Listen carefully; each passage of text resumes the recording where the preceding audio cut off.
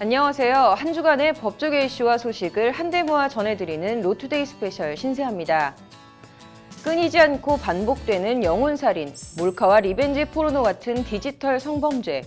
과연 어느 정도 수위의 처벌이 합당할까요? 관련해서 지난 3일 대법원 양형위원회에서 이에 대한 논의를 했다고 하는데요. 그 현장을 취재했습니다. 성매매를 하는 10대 미성년자 가운데 강요나 협박 등 범죄 피해자가 아닌 자발적으로 성매매에 나선 미성년자들을 지칭하는 단어인 대상 아동 청소년. 이 생소한 단어를 아청법에서 삭제해야 한다는 주장이 국회에서 나왔다고 합니다. 심층 리포트에서 자세히 전해드립니다. 이어서 지난 4일 검찰이 발표한 김학의 성접대 동영상 관련 수사 결과, 점입가경으로 치닫고 있는 숙명여고 문제 유출 재판, 국기 개양 의무화 법안 발의 등 다양한 소식 전해드리겠습니다.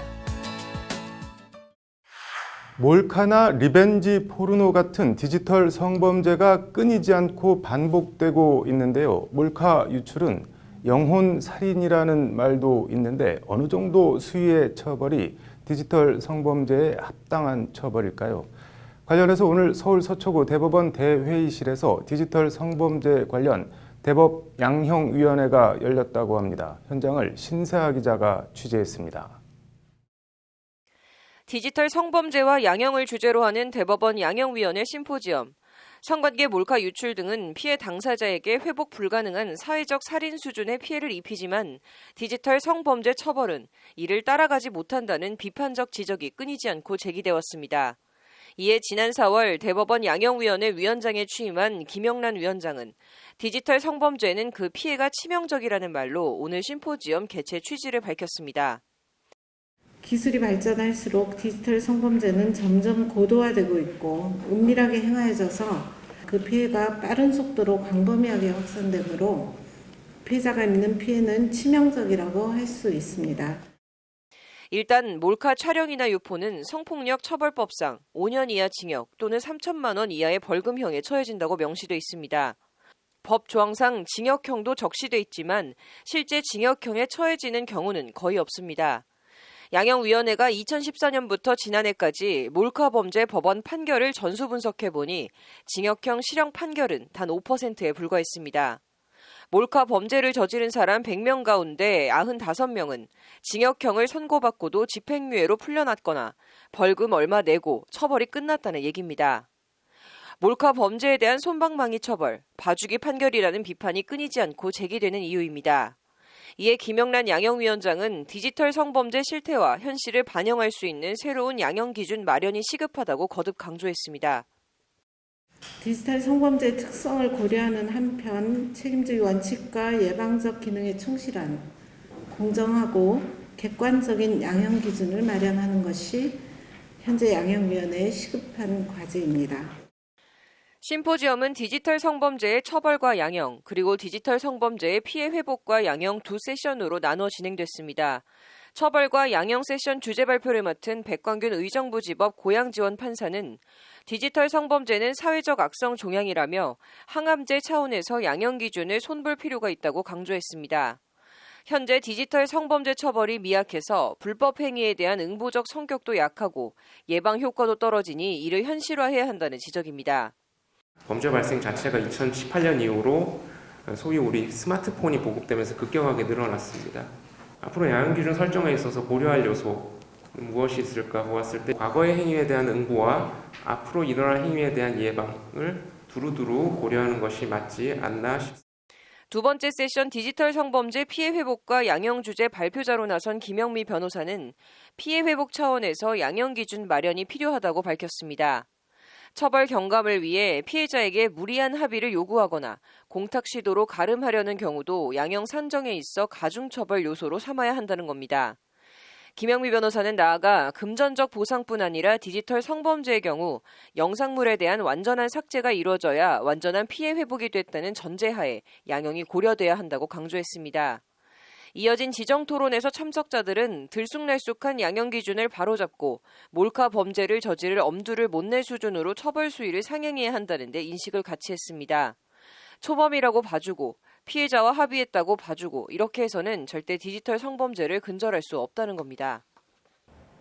사정이 변하고 불법 촬영, 유포가 전체 성범죄에서 차지하는 비중은 갈수록 커지고 있는 만큼 이번 심포지엄을 통해 이런 지능 범죄 행태에 대한 합당한 양형 기준이 만들어져야 할 것으로 보입니다. 법률방송 신세아입니다. 대상 아동 청소년이라는 단어를 들어보신 적이 있는지 모르겠습니다. 아동 청소년의 성보호에 관한 법률에 성매매를 한 10대 미성년자 가운데 강요나 협박 등 범죄 피해자가 아닌 자발적으로 성매매에 나선 미성년자들을 지칭하는 용어라고 합니다. 이 대상 아동 청소년이라는 용어를 아청법에서 삭제해야 한다는 주장이 거세다고 하는데 어떻게 생각하시나요? 심층 리포트 장한지 기자입니다. 휴대폰 몇 번만 터치하면 채팅앱 등을 통해 성매매를 하겠다는 10대 미성년자를 찾는 게 이제 크게 어려운 일이 아닙니다. 그리고 우리 아청법은 이렇게 성을 파는 청소년들을 두 분류로 나누고 있습니다. 강요나 협박에 의한 피해자, 그리고 다른 한쪽엔 자발적으로 성매매에 나선 이른바 대상 아동 청소년 이렇게 두 분류입니다. 하지만 원해서 자발적으로 성매매에 나서는 아이들은 없다는 것이 대상 아동 청소년이라는 용어를 삭제해야 한다고 주장하는 쪽의 기본 인식입니다. 미성년자의 성매매는 그 자체가 아동 청소년에 대한 학대이고 성을 매매한 아이들은 모두 그 학대의 피해자라는 겁니다. 현장에서 아이들을 계속 보고 있기 때문에 잘 몰라요. 애들하고 얘기해보면 애들은 애들입니다. 그런 애들이 성매매 상황에 계속 지속적으로 노출되고 성매매를 한다라고 하는 것은 아동 학대 행위입니다. 관련해서 오늘 국회에선 대상 아동 청소년 용어 삭제를 골자로 하는 아동 청소년의 성보호에 관한 법률 개정 토론회가 열렸습니다. 모든 성매매는 사실상 사회적 강요에 해당하지만 미성년자의 경우 특히 설사 외견상 자발적 성매매의 위양을 띠고 있다 하더라도 성매매 피해자로 봐야 한다는 것이 법률 개정 취지입니다. 이런 사회를 만든 것은 아동과 청소년들이 아니라 바로 우리 기득권, 어른들이 이런 사회를 만들었다는 점이고요. 그리고 형법의 가장 큰 논의 주제를 그동안 거론되어 왔던 것이 과연 처벌이 능사냐. 명시적 강요나 협박이 없었다고 10대 성매매 미성년자들을 대상 아동 청소년으로 분류해 법적인 처분을 하는 건 아청법 취지에도 맞지 않고 실효도 없는 만큼 삭제해야 한다는 겁니다.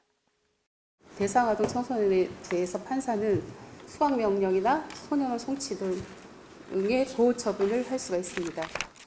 하지만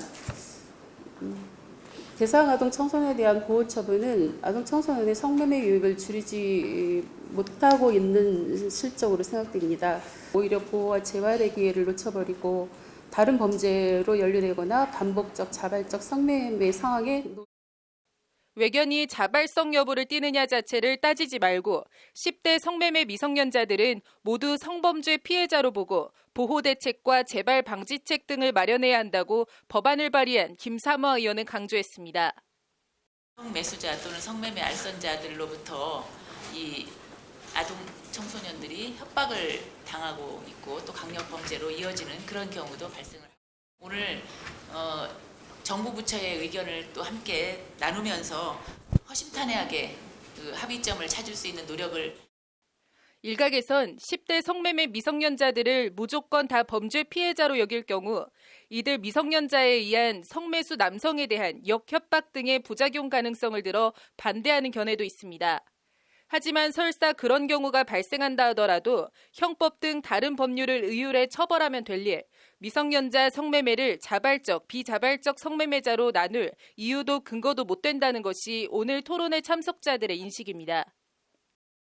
아무런 불이익 조치를 받지 않는다는 것을 이용을 해서 성인 남성들을 성매매의 현장으로 끌어들이고 그를 통해서 협박하고 돈을 갈취하는 이런 범죄 수단으로 악용될 수 있다라는 그런 우려인데요.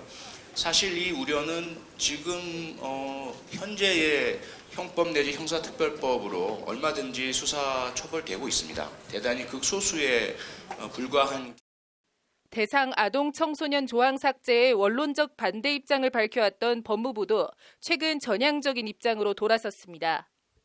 일단 일정 연령을 기준으로 대상 아동 청소년에서 제외를 하는 방안을 모색하고 있습니다. 16세 미만 아동 청소년의 경우 이제 성적 행위에 대한 분별력이 좀 완성되었다고 보기 어려운 점도 있다라는 부분에 이제 저희가 창안을 해서 좀 그쪽으로도 검토를 하고 있습니다. 아청법 개정안을 대표 발의한 더불어민주당 남인순 의원은 6월 국회에서 법안이 처리되길 바란다는 입장을 밝혔습니다. 지난해 국회 여가위를 통과한 대상 아동 청소년 조항을 삭제한 아청법 개정안이 법사위를 거쳐 국회 본회의를 통과할 수 있을지 주목됩니다. 법률 방송 장한지입니다.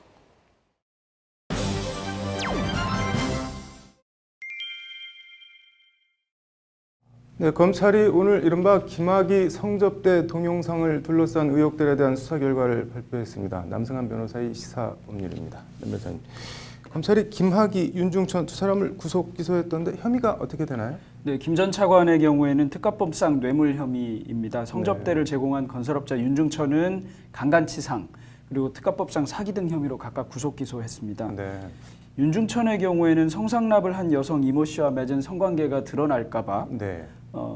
윤중천이 이 씨에게 받을 상가보증금 1억 원을 받지 못하게 하는 제3자 뇌물 제공을 했다는 것이 김학의 전 차관에 대한 제3자 뇌물 제공죄이고요. 이거 외에도 뭐 다른 사업가 최모 씨를 스폰서로 두고 3,950여만 원을 받았다는 등 한 1억 7천여만 원 상당의 뇌물 수수, 그리고 또 2006년 여름부터 12월 사이에 그 소위 원주에 있던 별장 등지에서 받은 13차례 성접대 등을 액수를 산정할 수 없는 뇌물로 범죄 사실에 포함시켰습니다. 네. 뭐 애초 특수강간 이런 얘기도 나왔던 것 같은데 이거는 뭐 혐의 적용에 실패한 모양이네요. 네, 이 특수강간으로 이제 얘기한 것은 소위 합동강간이었습니다. 그런데 이제 혐의는 2017년 11월에 역삼동에 있는 오피스텔에서 이 씨를 성폭행한 것과 관련해서 김학의와도 성관계를 가졌다. 그래서 이때 2인 이상이 합동해서 강간한 것이니까 특수강간이다. 이렇게 혐의 적용을 할 수 있지 않느냐 이런 논란이 있었던 것이고요. 그런데 그 김학의 전 차관과 관련해서 이 씨가 폭행과 협박으로 성관계에 응하고 있는지를 김학의 전 차관은 몰랐다 이렇게 주장했습니다. 그 피해자 이 씨도 윤중천이 평소에 김학의 전 차관을 잘 모셔야 된다고 해서 뭐 성관계를 가질 때 특별히 말을 잘 못했다. 그러니까 아마 자신이 폭행과 협박으로 성관계에 응한다는 사실을 김학의 전 차관은 몰랐을 것이다 이렇게 진술을 했습니다. 이런 상황이 되니까 이제 검찰로서는 공판에 갔을 때 입증이 어렵다고 생각해서 이 부분은 증거가 불충분하거나 또는 기소하기 어렵다고 판단한 것으로 생각됩니다. 네, 뭐 청와대나 검찰 상층부 수사 외압 논란에 대해서는 어떻게 결론을 내렸나요? 네, 뭐 2013년에 김 전 차관을 수사했던 경찰 지휘라인이 좌천됐다. 이제 이런 수사 외압을 행사했다는 의혹을 받은 곽상도 전 청와대 민정수석 현 자유한국당 의원의 경우에는 증거불충분으로 불기소. 이중희 민정비서관의 경우에도 증거불충분으로 불기소 처분을 했습니다. 뭐 당시 청와대 민정수석실이 김학의 동영상, 소위 말하는 김학의 동영상을 감정하고 있던 국립과학수사연구원의 직원을 보내서 감정 결과를 확인하려 한 사실은 있다. 그런데 뭐 관련자 진술 등에 비추어 보면 수사 방해는 아니다 이렇게 결론을 내렸고요. 이제 또 2명이 더 있는데 한상대 전 검찰총장, 윤곽금 전 고검장 등의 경우에는 수사에 착수할 만한 단서가 없다고 해서 그냥 종결 처리했습니다. 뭐 전체적으로 오늘 수사 결과 발표 어떻게 보시나요? 네, 뭐 가장 특이했다고 해야 될 것은 특수강간이 이제 무혐의 또는 뭐 불기소한 것입니다. 그냥 일견 보기에는 그렇게 오랜 기간 성관계를 가져왔거나 또는 수차례 성관계를 가지면서 해당 피해자는 강간을 당하고 있다고 하는데 다른 성관계를 가지는 김학의 전 차관은 그 사실을 몰랐다는 진술이 과연 신빙성이 있는가 이런 점에 대한 의문이 좀 생기기는 하고요. 반대로 오히려 그러다 보니까 이 피해자의 진술의 신빙성의 문제를 계속해서 공판에서 다투게 된다면 윤중천의 경우에도 강간죄 등의 혐의 판단에 있어서 유무죄 판단에 있어서 혹시 검찰에 불리하게 작용한 요소는 되지 않을까 이런 생각을 좀 하게 됩니다. 피해자의 고의는 사실은 피해자의 참 피해 당시의 의사는 세분화해서 생각해야 하긴 하지만 김학의와 관련해서는 강간이 되고 잘못 얘기했습니다. 윤중천과 관련해서는 강간이 되고 김학의와 관련해서는 몰랐을 것이다. 이렇게 주장하는 진술의 신빙성 등 자체가 의심받을 소지도 있을 것 같습니다. 그러니까 뭐 정리를 하자면은 윤중천한테는 강간을 당했다고 진술을 하고 그런 사실을 김학의한테는 알리지 않았다라고 말을 하는 게 조금 진술이 어긋나 보일 수도 있다는 그런 뜻인가요? 네, 엄밀하게는 그런 경우가 있을 수는 있는데 네. 이 사안에 과연 그럴 만한 상황이 있는지 이런 걸 좀 생각해 봐야 될 것 같습니다. 뭐 결국 검찰 기소 내용만 보면은 윤중천이 이 씨에게 받을 돈 1억 원을 포기하도록 한 뭐 제3자 뇌물죄 이게 김학의 전 차관 처벌 관건이 될 것 같은데 어떻게 전망하시나요? 네, 대부분 이 제3자 뇌물제공죄의 범죄 혐의 사실을 네. 들으면 처음에 갸우뚱하게 되는데 그 이유는 피해자라고 하는 네. 사람, 그 다음에 뇌물을 제공한 사람, 이 관계가 어떤 것인지가 잘 언뜻 떠오르지 않기 때문에 그렇습니다. 이 네. 사건과 관련해서 뇌물을 제공한 사람은 윤중천이고 네. 뇌물을 받은 제3자는 이 씨입니다. 근데 네. 이 씨는 강간죄의 피해자이기도 하거든요. 네. 강간죄의 피해자 또는 뭐 성관계를 맺은 상대방에게 그 사실이 드러나지 않도록 그 사실을 발설하지 않도록 하기 위해서 뇌물을 자기가 안 받고 그 사람에게 주도록 한다. 네. 논리적으로는 가능한 일입니다. 제3자 뇌물 제공죄에 있어서 제3자는 누구라도 상관없고 네. 또 이때 제공하는 뇌물은 채무를 면하게 하는 것도 관계없기 때문입니다. 네. 그런데도 불구하고 우리가 자꾸 이 사안에 대해서 네. 갸우뚱하는 것은 피해자가 누구인지, 피해자가 뇌물을 받은 사람이 되기도 하고 네. 이런 점이 마구 섞여 있어서 그런 것 같습니다. 향후 공판 진행 과정에서도 이 부분이 굉장히 쟁점으로 다퉈지지 않을까 싶고 법리적으로 과연 이런 경우에 제3자 네. 뇌물 제공죄가 성립하는가 여부에 대해서 첨예하게 공방이 오갈 것 같습니다. 법리적으로라면 뭐 어떤 부분인가요? 제3자로서 네. 뇌물을 받았다는 사람이 네. 피해자이기도 하고 그런데 또 강간죄의 피해자이기도 하고 네. 그 사람이 뇌물을 받은 사람이기도 하고 네. 그다음에 성접대와 관련해서는 그 성접대를 제공한 또 당사자가 되기도 하고 네. 이런 점 때문에 이 피해자의 지위가 좀 독특해 보이거든요. 그러다 보면 네. 그 각 피고인의 고의나 범죄 혐의 등과 관련돼서 뭐 다양한 주장이 나올 수 있지 않을까 생각합니다. 네. 아무튼 뭐 검찰이 수사 결과를 발표하긴 했는데 뭔가 개운하지는 않네요. 오늘 잘 들었습니다. 네, 숙명여고 정기고사 시험 문제 유출 혐의 재판이 점입 가경으로 흐르는 것 같습니다. 윤수영 변호사의 이슈 속 법과 생활입니다. 변호사님 어서 오세요. 일단 1심 선고 결과부터 좀 짚어보고 갈까요? 네, 그 전 숙명여고 교무부장으로 네. 재직했던 현 씨가 2017년 1학기 기말고사부터 네. 2018년 1학기 기말고사까지 교내 그 정기고사 관련 네. 업무를 총괄하면서 알아냈던 시험 문제와 정답을 자신의 딸들에게 유출해서 전교 석차를 크게 올리고 네. 학교의 성적평가 업무를 방해한 혐의를 받았습니다. 네. 검찰은 공교육 시스템에 대한 국민의 신뢰가 추락했고 네. 누구보다 가장 큰 피해자가 숙명여고 동급생이라고 하면서 징역 네. 7년을 구형했는데요. 네. 지난달 23일에 현 씨는 1심에서 징역 3년 6개월을 선고받았습니다. 네. 1심 재판부는 이 사건으로 인해서 사회적 관심이 높은 고등학교 내부 성적 처리 절차와 관련해서 네. 다른 학교들의 공정성도 의심의 눈초리를 피할 수 없었고 성실하게 일한 다른 교사들의 사기 또한 상당히 떨어졌다라고 네. 하면서 유죄 판결을 내렸습니다. 네. 또한 1심 재판부는 움직일 수 없는 증거들이 존재한다. 두 딸이 정답을 미리 알고 답안을 썼거나 네. 최소한 참고한 사정이 인정된다. 그런데도 범행을 부인하고 있어서 중형이 불가피하다라고 하면서 징역 3년 6개월의 실형을 선고했습니다. 네. 현모 씨는 이제 무죄를 다투는 취지로 항소했고요. 네. 검찰도 죄질에 비해서 형량이 낮다면서 양형부당으로 항소를 해서 네. 쌍방 항소로 2심 재판부의 판단을 받게 되었습니다. 그런데 뭐 항소심에서 현 씨 측에서 학원 강사를 뭐 증인으로 세우겠다는 말이 있던데 이건 뭔가요?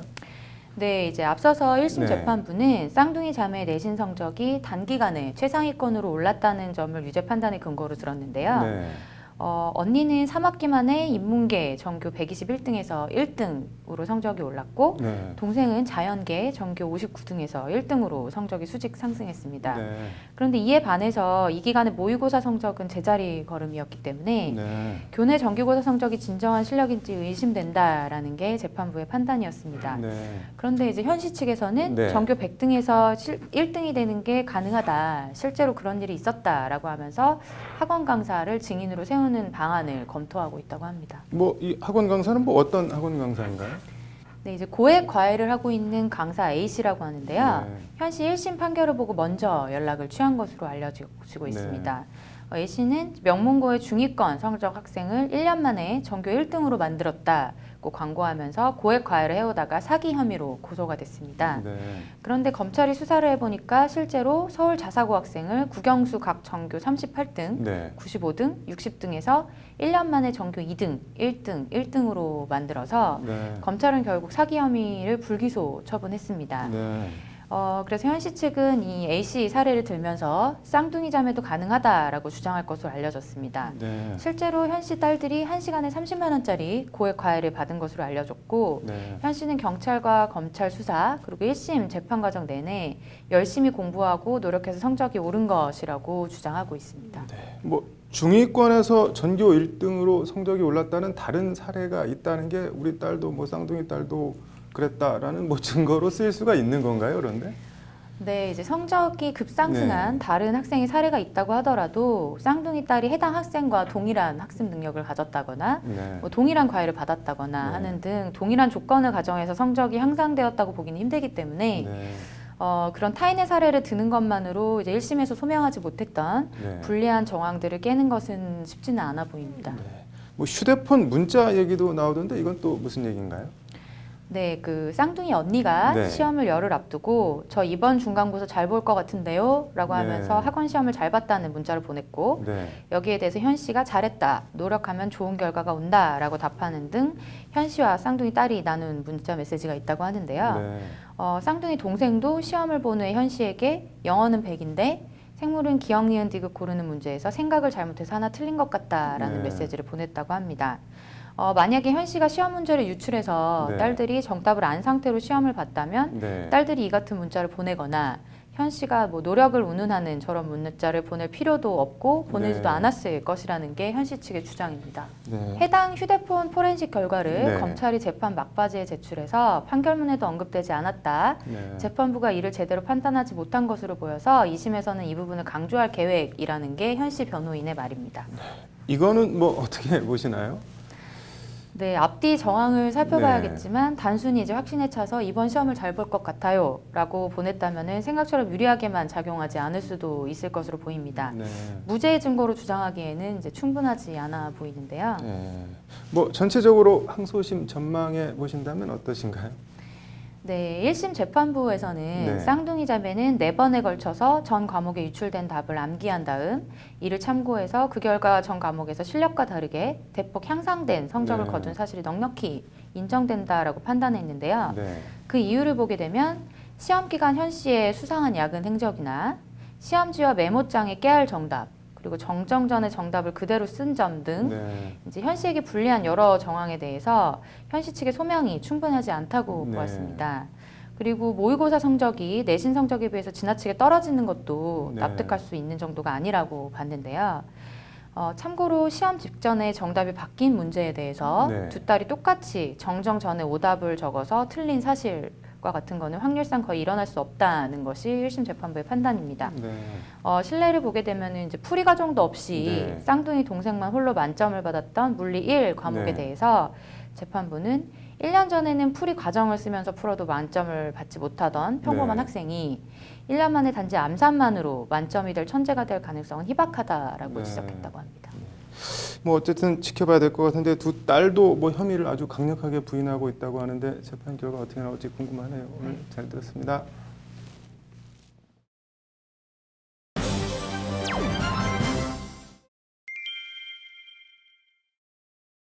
(6월 6일) 내일은 국가를 위해 산화한 선열들을 기리는 현충일입니다. 오늘 잠자는 법안을 깨워라는 태극기 개양과 관련된 그제 막 발의된 따끈따끈한 법안 하나 전해드리겠습니다. 신세아 기자입니다.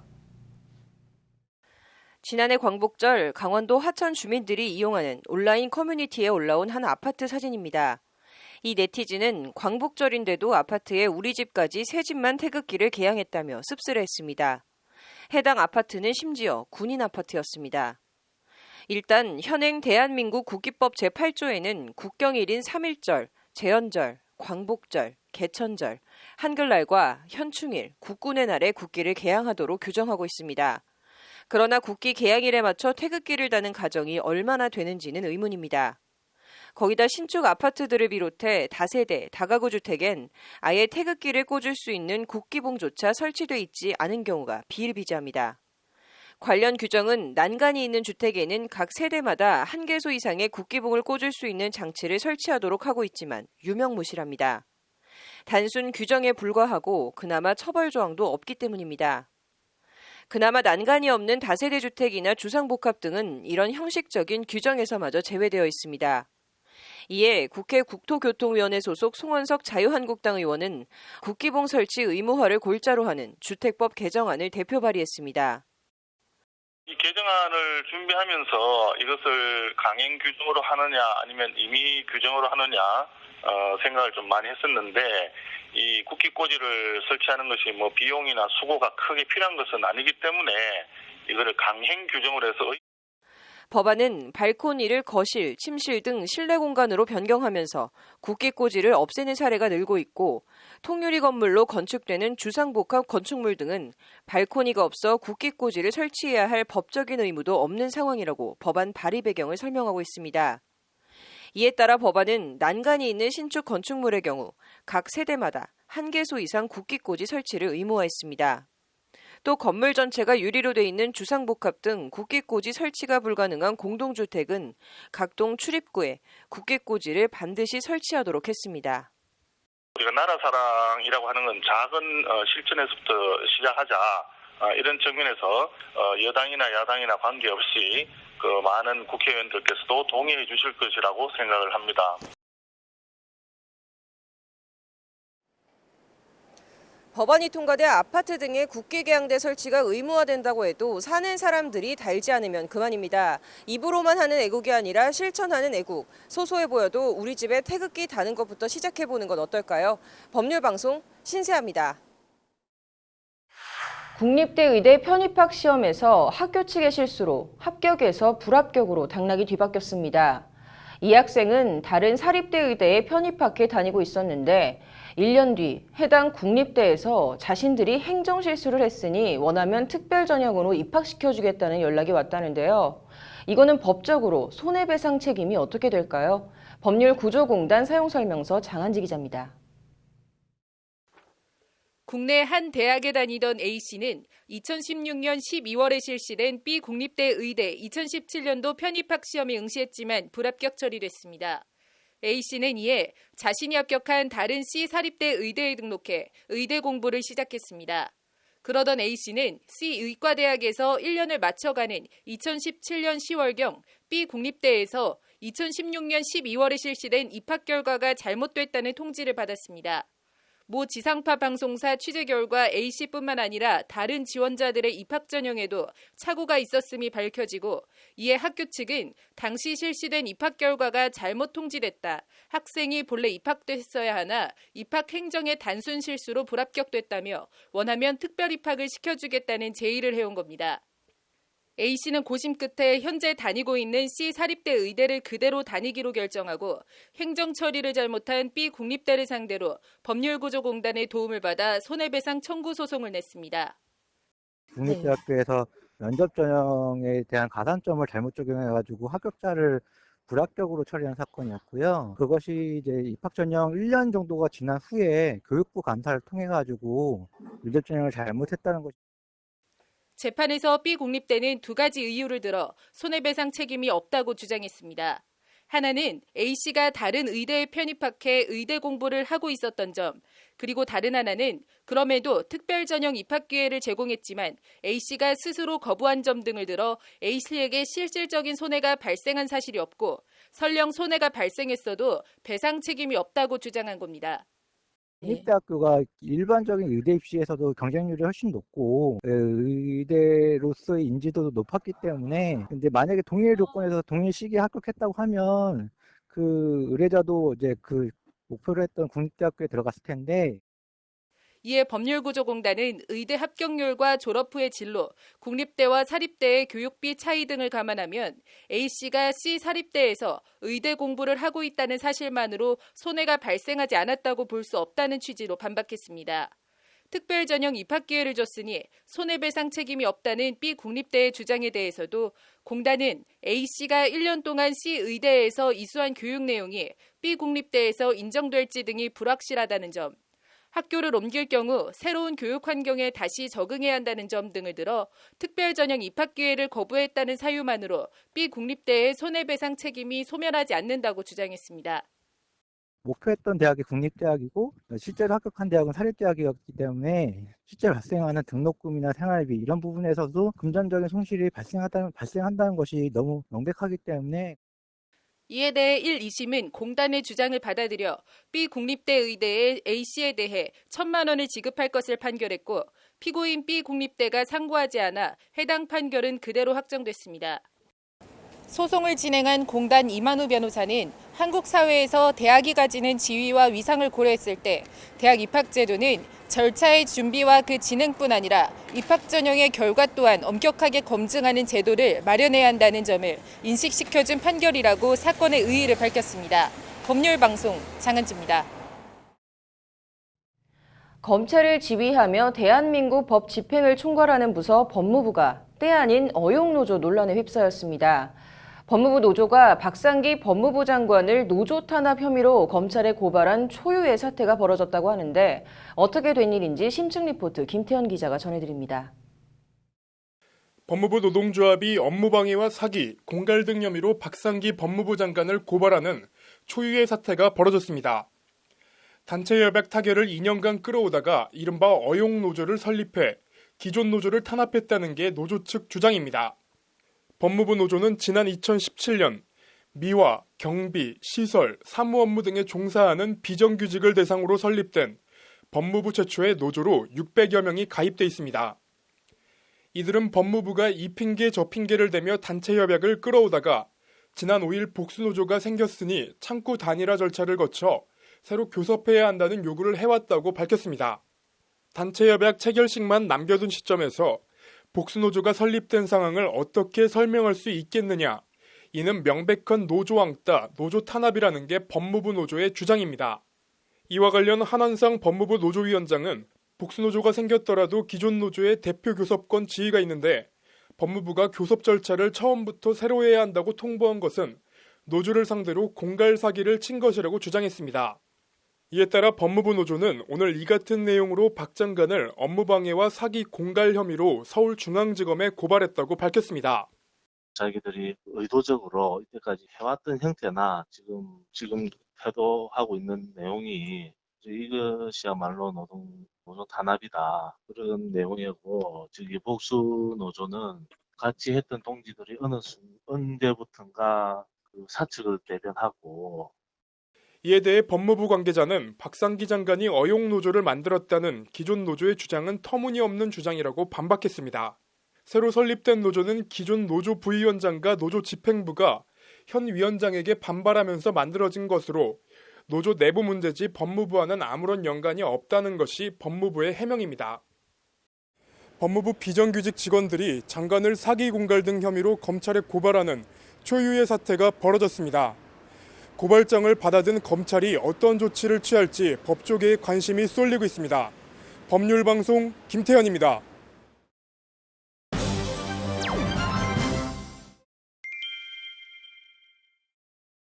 네, 6월 3일 오늘은 무주택자의 날이라고 합니다. 관련해서 국회에선 주택임대차보호법 관련한 토론회가 열렸습니다. 로인사이드 장한지 기자 나와 있습니다. 장 기자, 오늘 토론회 어떤 토론회였나요? 네, 지난 1981년 시행된 주택임대차보호법은 1989년에 임대차 기간을 1년에서 2년으로 늘리는 내용을 골자로 한 개정을 한 뒤에요. 이후 30년간 이렇다 할 큰 변화가 없는 정체 상태입니다. 이에 더불어민주당 박주민 의원 주최로 주택임대차보호법 정체 30년, 세입자 권리 이대로 좋은가라는 제목으로 주거 안정성을 위한 법 개정을 모색해보는 토론회가 열렸습니다. 박주민 의원은 임차 가구의 주거 불안정성은 단순히 취약계층 가구의 고통에 머물지 않는다. 민간 소비와 경제 위축 등 경제 전반에 부정적인 영향을 미칠 수 있다고 토론회 개최 취지를 설명했습니다. 네, 주거 불안정 이게 수치로 나타나는 게 있나요? 네, 일단 2018년 국토교통부 주거 실태 조사에 따르면요. 자가 보유와 전월세 비율은 6대 4로 나타났습니다. 네. 국민 10명 중 4명은 집이 없는 무주택 가구 세입자라는 겁니다. 네. 무주택자 가운데 그나마 전세도 못 살고 월세로 사는 가구가 2012년을 기점으로 전세 가구를 추월해서 이제 2018년 기준 전세 가구는 15.2%, 네. 월세 가구는 23.1%로 나타났습니다. 네. 실제 무주택 가구의 80% 이상이 임대료나 전세 대출금 상환의 부담을 느끼고 있는 것으로 조사됐습니다. 뭐 그래서 대안으로 뭐 어떤 말들이 나왔나요? 네, 현행 주택임대차보호법은요. 네. 임대차 기간을 2년까지 보장하고 있습니다. 네. 설령 1년짜리 전세 계약을 맺었다고 해도 네. 이제 세입자가 원하면 추가 1년, 총 2년까지 집주인 의사와는 상관없이 거주할 수 있다는 건데요. 네. 이제 문제는 이 2년이 지났을 때입니다. 네. 그때는 계속 전세나 월세로 살 수 있을지, 보증금이나 임대료를 얼마나 줘야 하는지 등을 이제 사실상 집주인 처분에 맡길 수밖에 없는 구조입니다. 네. 농담 반 진담 반으로 이제 하느님 위에 건물주라는 말이 나오는 배경이기도 합니다. 이는 실제 평균 거주 기간으로 나타납니다. 거주 기간이 어떻게 돼 있나요? 네, 2018년 기준으로 네. 점유 형태별 평균 거주 기간을 보면요. 네. 자가는 10.7년인 반면 네. 보증금을 낀 월세는 3.4년, 네. 전세는 3.3년인 것으로 나타났습니다. 네. 쉽게 말해서 자기 집에 사는 사람들은 평균 10년 이상을 같은 집에 계속 사는데 반해서 네. 근데 집이 없는 무주택자들은 3년마다 여기저기 집을 옮기고 다닌다는 얘긴데요. 네. 자의반 타의반 이사를 다녀야 하는 이른바 집 없는 서름을 톡톡히 당하고 있는 겁니다. 네. 뭐 실태는 잘 알겠는데 그래서 뭐 구체적으로는 뭐 어떤 대안들이 제시됐나요? 네, 오늘 토론회에서 나온 세입자 보호 대책은 네. 임대 기간 보장과 임대료 규제 크게 두 축으로 나눌 수 있습니다. 네. 먼저 임대 기간 보장과 관련해서는 네. 임차인에게도 계약갱신 청구권을 부여하도록 해서 네. 이제 주택 임대차 보호법을 개정해야 한다는 의견이 제시됐습니다. 네. 이미 관련 법안이 다수 발의가 된 상태인데요. 네. 구체적으로 보면 더불어민주당 박영선 의원 등이 대표 발의한 2+2 법률안이라고 해서 네. 2년씩 2번 4년을 보장하도록 하는 겁니다. 네. 그리고 민주평화당 윤영일 의원이 발의한 2+2+2 해서 총 네. 6년의 임대 기간을 보장하는 안이 또 있습니다. 네. 초등학교 6년, 중고등학교 3년씩을 고려해서 네. 임대차 기간을 3년으로 늘리고 1회에 한해서 계약 갱신 청구권을 행사해 총 6년을 보장하도록 하는 3+3 안도 있습니다. 네. 이것은 민주당 김상희 의원이 발의했습니다. 네. 오늘 토론회를 개최한 박주민 의원 같은 경우는 네. 차임 연체 등 특별한 사유가 없으면 기간을 정하지 않고 계약 갱신 청구권을 행사할 수 있도록 하는 법안을 발의했습니다. 네. 법안들이 또 많이 있는데요. 네. 임차인의 주거권 보장과 임대인의 사유재산권과의 균형, 국회에서의 통과 가능성, 지역별 요인까지 함께 고려해야 한다는 것이 오늘 토론자로 나선 참여연대 민생희망본부 김대진 변호사의 말입니다. 네. 뭐 임대료 규제 관련해서는 어떤 말들이 나왔나요? 네, 임대료 규제 관련해서는 네. 계약 기간이 만료했을 때 임차인에 대한 계약갱신 청구권이 도입돼서 행사할 경우 네. 기존 임대료의 5%가 넘지 않는 범위 내에서만 임대료를 인상할 수 있도록 하자는 내용이 제시됐습니다. 네. 형식적으로는 법률에 임대료 상한선을 적시하지 말고 네. 대통령령에 위임해서 상황 변화에 따라 탄력적으로 대처할 수 있도록 하자는 의견이 제시됐습니다. 네. 뭐 다른 나라들은 어떻게 되어 있는지 얘기들이 나온 게 있나요? 독일의 경우에는 기한을 정하지 않는 임대차가 원칙이라고 합니다. 네. 실제 독일 세입자들의 평균 거주 기간은 12.8년으로 네. 우리나라 세입자들 평균 거주 기간보다 4배가량 높습니다. 네. 프랑스는 계약을 해지할 경우 정당한 사유가 있어야만 집주인이 임대차 계약을 해지할 수 있고요. 네. 독일과 프랑스 모두 과밀 주거 지역을 중심으로 임대료 규제를 강화하고 있다고 합니다. 네. 미국은 도시마다 다르다고 하고 일본도 정당한 사유가 있어야 임대차 계약을 종료할 수 있고 네. 그리고 차임 증감 청구를 통해서 임대료 조정이 가능하다고 합니다. 네. 각 나라의 사례를 참조로 우리나라 현실에 맞게 도입할 수 있는 것들을 빨리 도입해서 법제화해야 한다는데 참가자들이 모두 인식을 같이 했습니다. 네. 뭐 집 가진 게 죄는 아니지만 세입자에게 기울어진 운동장이라면 평평하게 만들어줄 필요는 있어 보이네요. 오늘 잘 들었습니다. 네, 법조계의 뜨거운 감자 가운데 하나인데요. 노동법원 설립을 위한 국회 토론회가 열렸다고 합니다. 로인사이드 장한지 기자 나와 있습니다. 장 기자, 노동법원이 뭔지 개념 설명부터 좀 해주시죠. 네, 한마디로 특허법원, 서울회생법원, 서울행정법원 이런 것처럼 네. 노동 문제를 전문으로 다루는 법원이다 이렇게 생각하시면 될 것 같습니다. 네. 비정규직 문제나 임금 피크제, 유형 근무제, 최저임금 산입 문제 등 날로 복잡해져가는 이 네. 노동 문제를 전문으로 다루는 노동법원 설립의 필요성은요.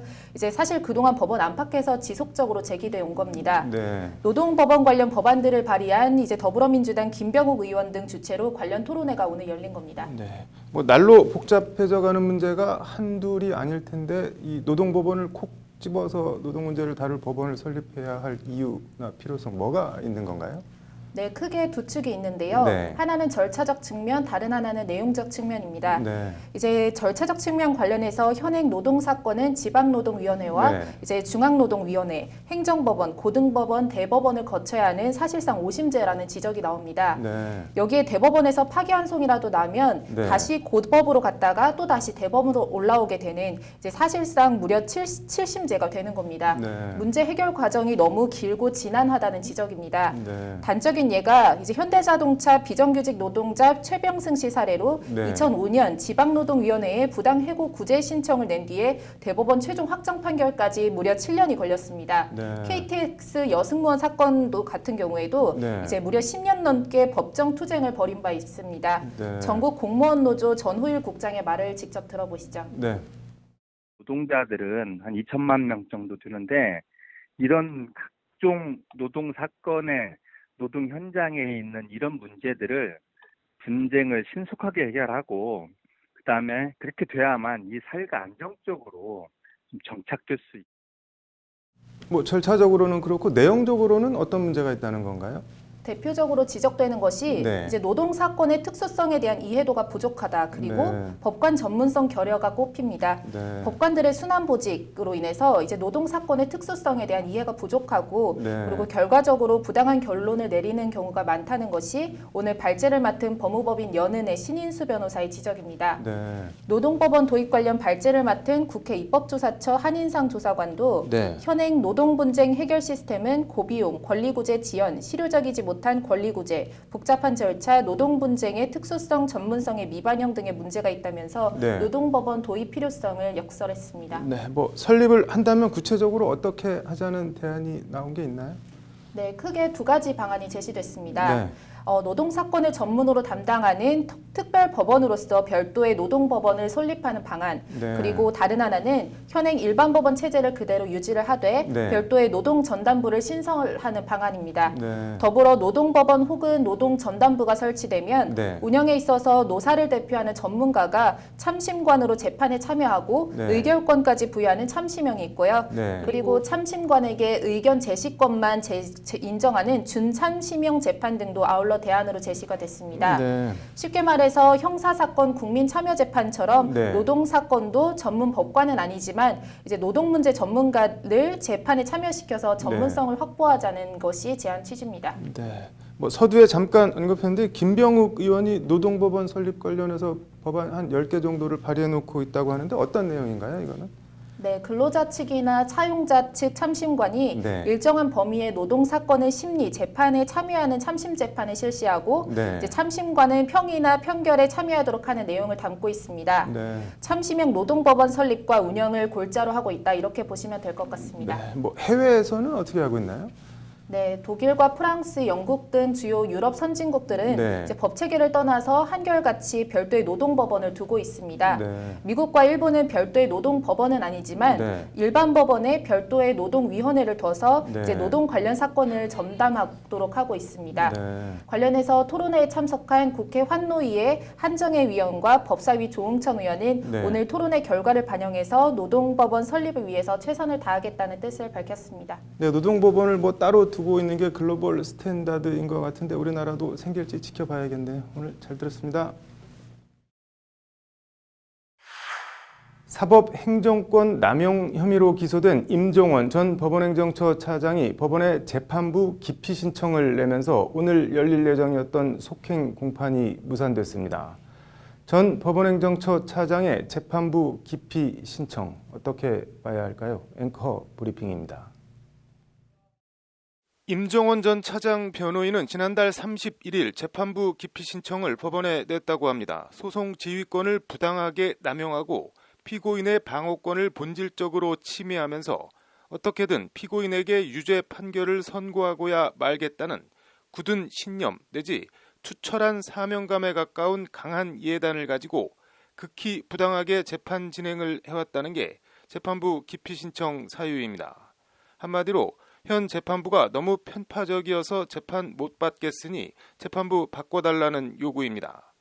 임 전 차장 1심 재판은 서울중앙지법 형사합의 36부 윤종섭 부장판사 재판부가 맡고 있습니다. 윤 부장판사는 비서울대 법원 행정처 근무 경험이 없는, 쉽게 말해 임정원 전 차장과 별다른 접점이 없는 판사입니다. 일단 오늘 열릴 임 전 차장에 대한 직권남용 권리행사 방해 등 속행 공판은 임 전 차장이 재판부 기피 신청을 하면서 무산됐습니다.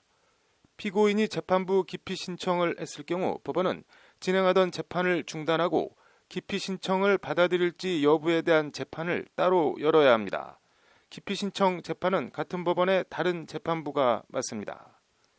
신청 사유가 합당하다고 판단하면 재판부는 교체되고 이 경우 새 재판부가 기록을 원점에서 재검토해야 합니다. 재판이 한참 지연될 수밖에 없습니다. 재판부가 신청 사유가 이유 없다고 판단해 기피 신청을 기각할 경우엔 피고인은 항고와 재항고 등 불복 절차를 밟을 수 있습니다. 이 경우에도 재판 지연은 불가피합니다. 다 떠나서 소송 지휘권 남용을 사유로 한 재판부 기피 신청이 받아들여질 가능성에 대해 변호사들의 한결같은 반응은 극히 희박하다입니다. 일단 재판부 기피 신청을 받아주는 경우 자체가 판사와 재판을 받는 사람들이 특수관계인이라든지 이런 명확한 경우가 아니면 잘 없다고 합니다.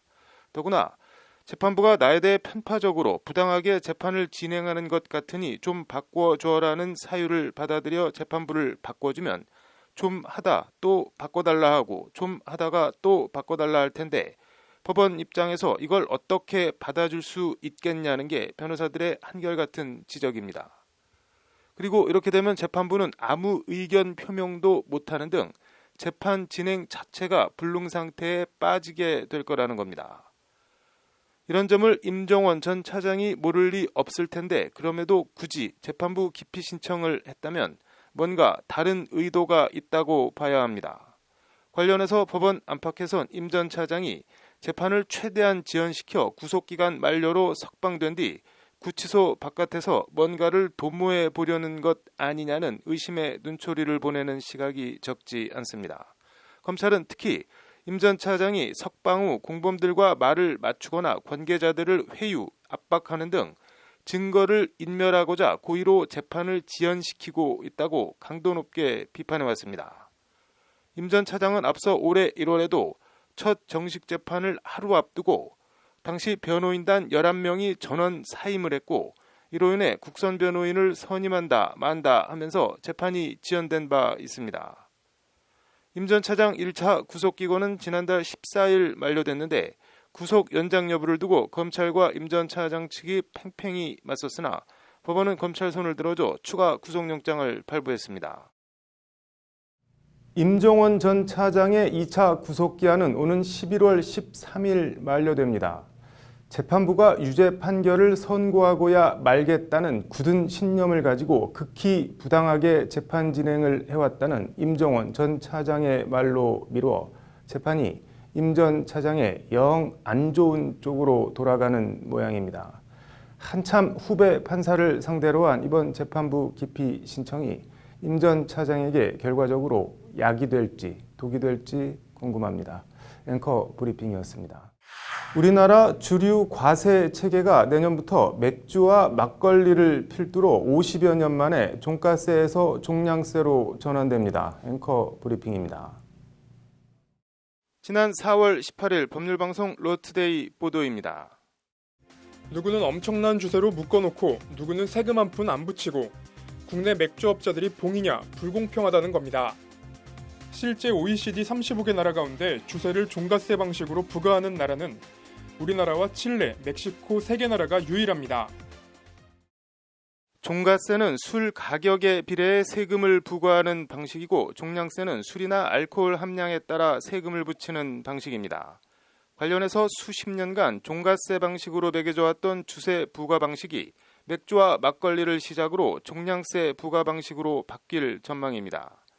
정부는 오늘 더불어민주당과 당정 협의를 열고 이 같은 내용의 주류 과세체계 개편 방안을 확정했다고 밝혔습니다.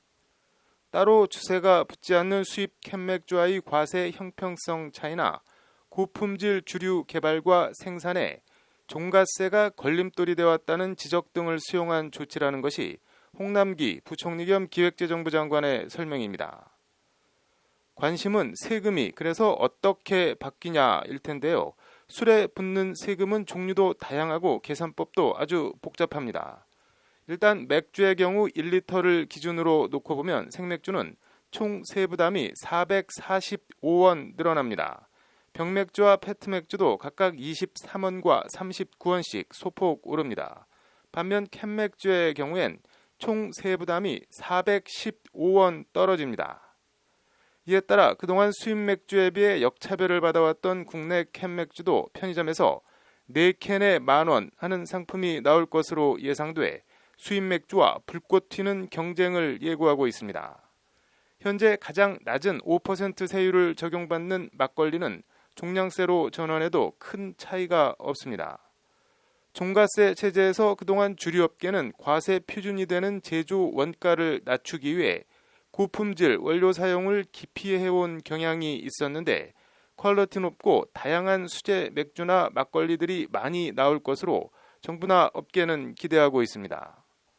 소주의 경우 종량세로 전환되면 세금 인상이 불가피해 업계가 강하게 반발하고 있어 종량세 전환까지 넘어야 할 산이 많습니다. 일단 저항이 없거나 적은 맥주와 막걸리부터 종가세에서 종량세로 전환하고 소주와 약주, 청주, 과실주 등은 순차적으로 전환한다는 게 정부 계획입니다. 캔맥주값 인하를 두고 혼술 권하는 사회가 될 거라는 전망과 걱정이 벌써부터 나오고 있는데 일단 종량세 전환이 이른바 글로벌 스탠더드에 부합하는 것 같습니다. 실제 괜찮은 고품질 주류 개발과 생산으로 이어질지 궁금합니다. 앵커 브리핑이었습니다. 어린이집 평가 인증제도 의무화를 골자로 하는 영유아 보육법 시행령 개정안이 오는 12일부터 시행됩니다. 어린이집 평가와 관리 등이 앞으로 어떻게 바뀌는지 카드로 읽는 법조 김태현 기자가 설명해 드립니다. 어린이집 평가 인증제도란 어린이집의 신청을 받아 한국보육진흥원에서 보육 환경이나 운영 관리, 안전 등 항목에 대한 평가를 거쳐 75점 이상을 받을 경우 인증을 부여하는 제도입니다. 지난 2005년 처음 시범 실시된 뒤 2006년부터 본격적으로 시행됐습니다. 처음엔 평가만 하고 결과를 공표하지 않다가 2009년 3월부터는 인증 여부를 임신육아 포털에 공개하고 있습니다.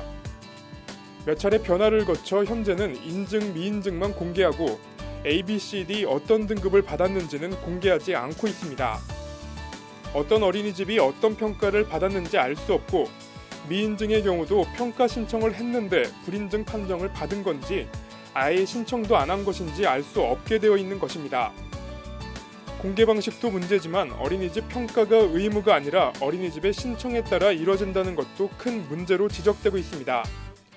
등급이 잘 안 나올 것 같으면 아예 어린이집 평가 자체를 신청하지 않는 평가 사각지대가 발생하고 있는 겁니다.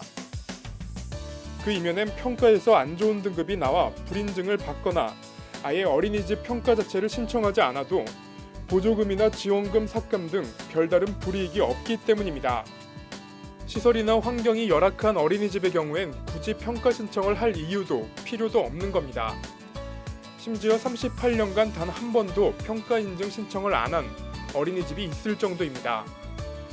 여기다 신청만 하면 웬만하면 인증을 받는 평가 변별력 문제도 어린이집 평가 인증 제도의 문제점으로 자주 지적됩니다. 변별력도 부족하고 그나마 평가를 해도 실효적 관리도 제대로 안 되고 어린이집 평가 인증 제도가 유명무실하다는 지적이 나오는 이유입니다. 이런 지적과 비판을 수용해 정부는 지난달 29일 어린이집 평가인증제도 의무평가제 실시를 골자로 하는 영유아보육법 시행령 개정안을 확정했습니다. 개정안은 오는 12일부터 시행되는데 한 차례도 평가 인증을 받지 않았거나 인증 유효기간 만료를 앞둔 어린이집 우선 평가하겠다는 것이 보건복지부 관계자의 설명입니다. 이를 위해 정부는 그동안 재단법인으로 운영해오던 한국보육진흥원을 법정 책임기관으로 전환해 평가를 전담하게 하고 그동안 어린이집들이 부담해오던 평가 수수료도 사라집니다. 그리고 평가 결과는 인증, 미인증이 아닌 A, B, C, D 4등급으로 나눠 임신육아 포털 사이트에 공표됩니다. 보내기 전까지 알 수 없는 깜깜이 어린이집 정보를 A에서 D까지 일목요연하게 한눈에 알아볼 수 있도록 하자는 취지입니다. 관련해서 보건복지부 관계자는 안 좋은 등급을 받은 어린이집들은 적극적인 컨설팅 등을 통해 보육환경 개선을 유도하겠다고 밝혔습니다.